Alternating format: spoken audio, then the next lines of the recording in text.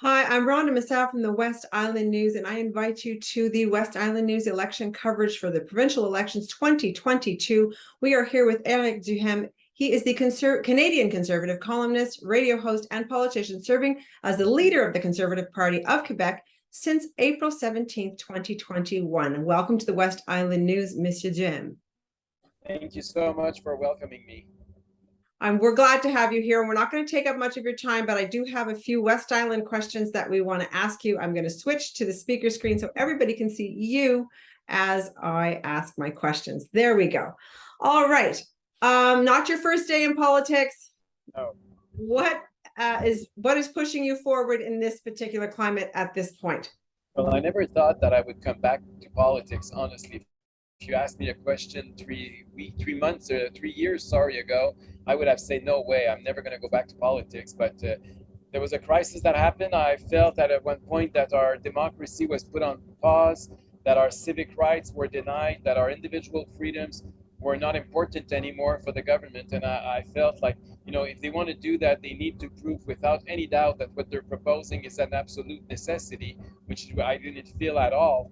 And so I felt very isolated at the time. I saw 4 parties at the National Assembly all saying the same things. I saw tens of thousands of people in the streets protesting. So I thought, how come we're not represented? Why this deficit, democratically speaking?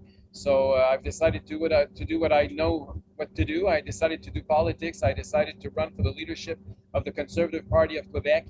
That was at 1% in the polls with 500 members. And now we're at 60,000 members. We're the largest party in terms of membership in Quebec right now. We are the party that has the biggest amount of donors, and we're at 18 or 19% in the polls. So I think I was not alone at the end of the day, and I made the right decision. And hopefully the voters will be there on October 3rd. Okay, that said, I'm specific to the West Island. We're a very local paper here.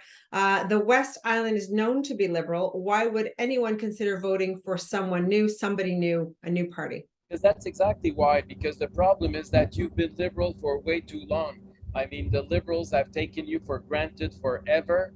And it ended up that the liberals betrayed you. Let's say on Bill 96, they took you for granted. They didn't care about you, so they decided to go and try to court another kind of voters. And on the other side, you have Jean-François Legault and the Coalition for the Future of Quebec that didn't care for you neither. They don't even want to debate during this election campaign in English because they know that anyway you're going to vote liberal. When a minority is stuck with a party, they're hostage of a party, it's not a good news for them, because on one side they're taken for granted, on the other side the other parties don't want to talk to them. I think it's time for the Anglophones and the non-Francophones to have a real choice and to vote Conservative, so you can have a real parties are going to start courting you, which is what politics should always be about. Okay, fair enough. Okay, in the West Island we have the demerged cities. We have a lot of them. We're a majority of demerged city, which feels like taxation without representation. It plagues many of our demerged municipalities in the West. The provincial government is the only level of governance that can amend this lack of democracy. What do you propose to do about this ongoing issue for us? It's a very complex issue, but I agree with you on one principle. Taxation without representation makes no sense. I mean, it's a basic principle of democracy in North America. It's been forever. That being said, we need to make sure that your voice is more heard. And, I think also the fact that you're taken for granted by a government at the provincial level doesn't help you, because you don't have anyone who wants to make sure that your voice is heard. And when a minority wants their voice to be heard, they need to try to attract many parties and to have different solutions. And right now, be perceived as a lost ground for other parties and as a liberal stronghold forever on the other side. Nobody's going to listen to you. Nobody's going to go there even. We see that the campaigns, the because that's not where the battle is. They're going to the constituencies where there's a very tight race, and that's what makes them promise all sorts of things and listen to voters in those constituencies. So I think West Islanders have a duty to become attractive politically again. Okay, two more questions we've got West Islanders suffer tremendously with extremely long waits at our only local hospital. We are expecting a new hospital in Vaudreuil. It's coming, it's not here yet. Our hospital, the Lakeshore General Hospital, has been designed years ago to serve a fraction of the current population. Many of us have no family doctor. How does your party plan to solve this issue for a riding that often feels invisible? It's a very good question because every region I visit, they all tell me the same thing, that the healthcare system is very inefficient. And you're right about the waiting lists to have a family doctor. The CAC, the current government, promised that they would, they would make sure we all have a family doctor. And there, at the time, there was 400,000 people waiting on the list.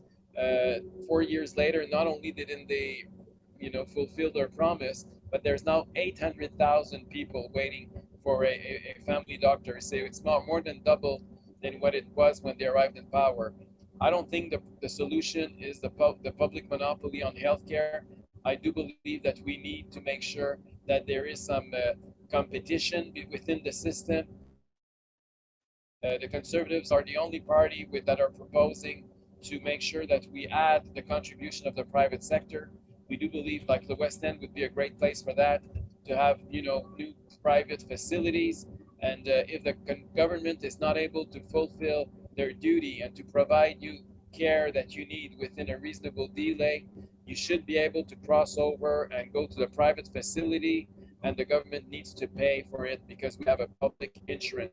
So we don't want to get rid of the Canada Health Act. We want to make sure that people can still have a public insurance. But on the other hand, it's unacceptable to tolerate delays that keep going on and on. In some regions like yours, it's not a health system. We can't have health care providers anymore.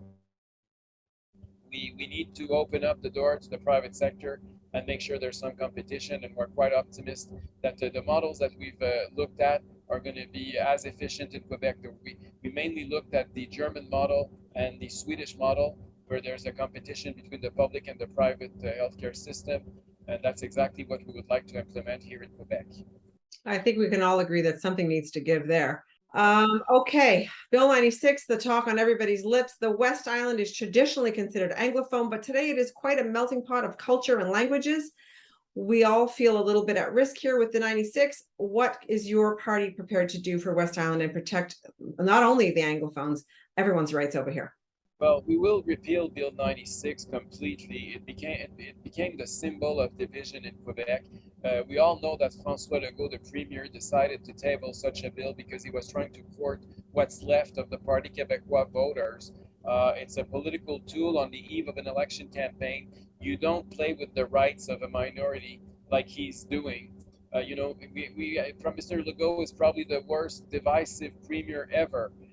He divided us between those who were essential and non-essential, between those who were vaccinated and unvaccinated, between Anglophones and Francophones, between immigrants and old-stuck Quebecers. Even with his latest statements, he's a very, very divisive premier, and I think it's time to unite Quebecers. We saw statistics showing that, yes, French is declining in Quebec, and we should all be concerned about that.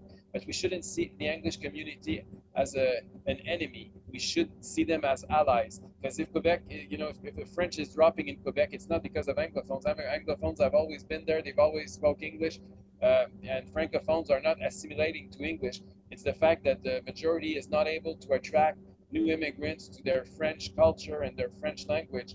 And that needs to be addressed. Regarding our immigration policy, we need to make sure that newcomers are more welcome and are more attracted to the language of the majority. And that's what the Conservative Party will work on, instead of having a divisive bill like Bill 96 to try to poke the English community on the eve of an election campaign.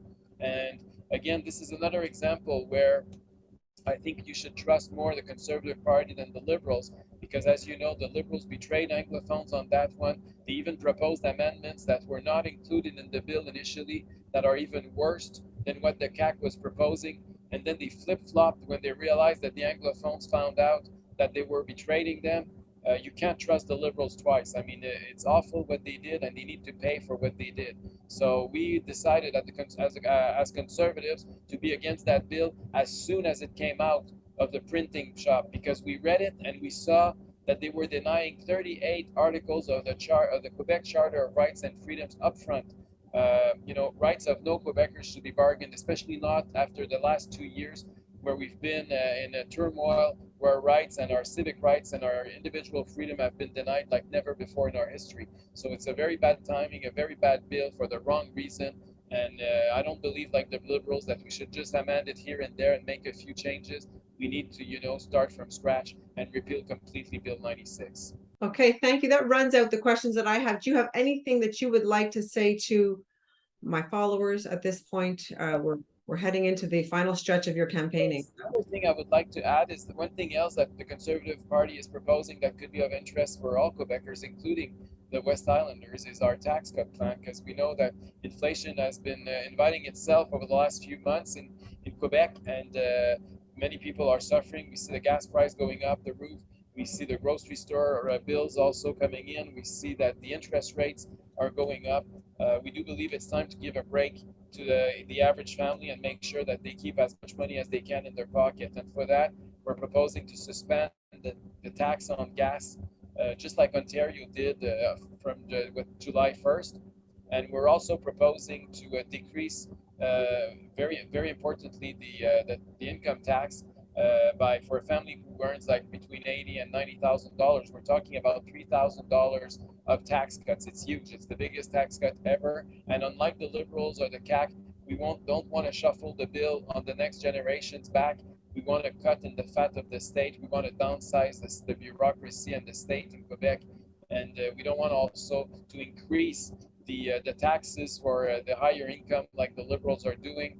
We do believe it's not time to increase any tax. It's time to lower taxes in Quebec. Okay, I want to thank you very much for taking the time in your busy schedule these days. The West Island thanks you very much. It's been a great pleasure, and hopefully next time we can do it face to face.